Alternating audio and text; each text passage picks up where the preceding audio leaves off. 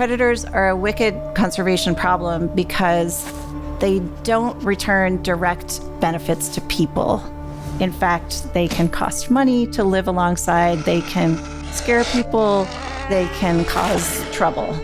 There's an opportunity for Norway to really lead the way in terms of protecting a species like wolves. But I think the deeper problem is how polarized this conversation has become. It's really more of an argument among people than an argument between people and wolves.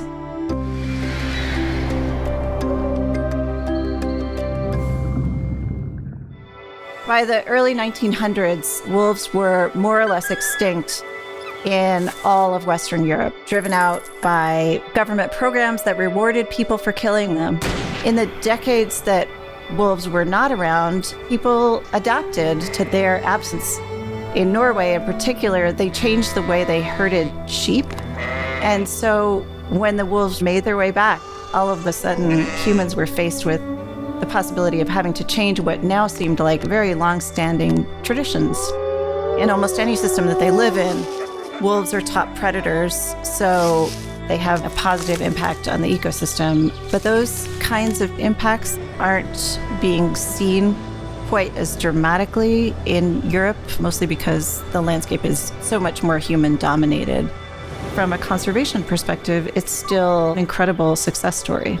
But there's a very vocal minority of people concentrated in rural Norway who feel a deep sense of injustice, that they were being asked to bear a disproportionate burden of wolf recovery. For instance, some farmers are switching from raising sheep to raising cows, which are less vulnerable to wolves.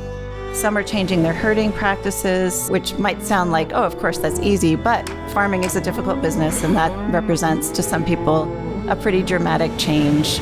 All of those initiatives are in part funded by the government and helping to resolve the conflict on a practical level.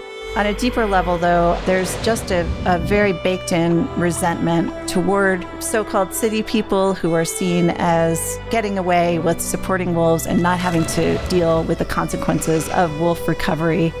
Farmers don't necessarily want to see wolves driven out of Norway again.